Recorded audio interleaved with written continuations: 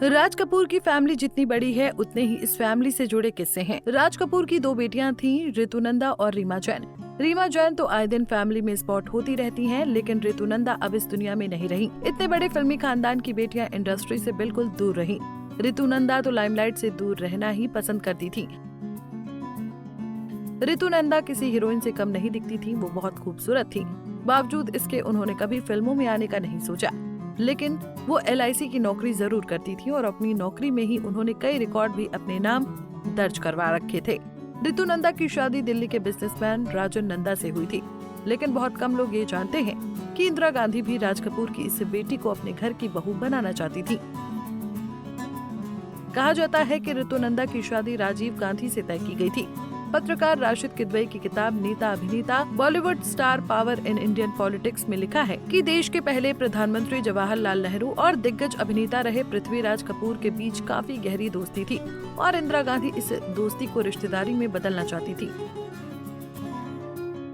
ये किस्सा अनूप आकाश वर्मा के पॉडकास्ट में सुनाया गया था।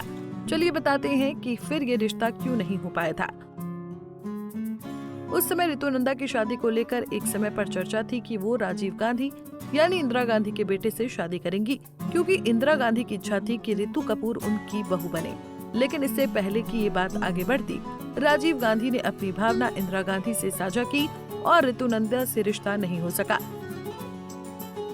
आगे राजीव गांधी ने अपने जीवन साथी के रूप में सोनिया गांधी को चुना था।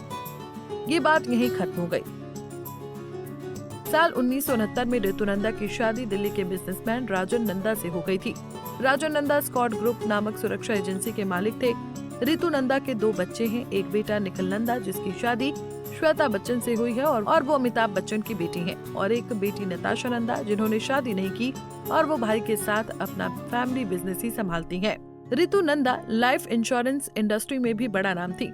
उनके नाम एक दिन में 1,77,000 पेंशन पॉलिसी बेचने का गिनीज वर्ल्ड रिकॉर्ड भी दर्ज है। जब साल 1980 में ऋतुनंदा ने LIC एजेंट एस्को लाइफ नाम से अपनी इंश्योरेंस कंपनी शुरू की थी, उस समय लोगों ने उनका काफी मजाक उड़ाया था कि इतने बड़े स्टार की बेटी ये पॉलिसी की एजेंट बनकर ये काम कर रही है।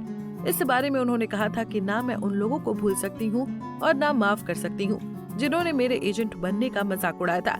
इस बारे में ऋतु ने कहा था कि इंश्योरेंस मार्केट में आना उनका बिजनेस की ओर दूसरा प्रयास था। इससे पहले उन्होंने निकिताशा नाम से एक कंपनी शुरू की थी जो किचन अप्लायंसेस बनाती थी। हालांकि उनकी ये कंपनी सफल नहीं हुई थी। इसके बाद उन्होंने इंश्योरेंस मार्केट में बिजनेस शुरू किया था। बता दें कि साल 2013 में ऋतु को कैंसर हुआ था और 7 साल तक अमेरिका में इलाज चला, लेकिन वो कैंसर के आगे जिंदगी की जंग हार गई। 71 वर्ष की उम्र में 14 जनवरी 2020 को ऋतुनंदा का दिल्ली में निधन हो गया। ऋतुनंदा की तरह ऋषि कपूर की मौत भी कैंसर से हुई और राजीव कपूर की मौत का कारण हार्ट अटैक बताया गया था।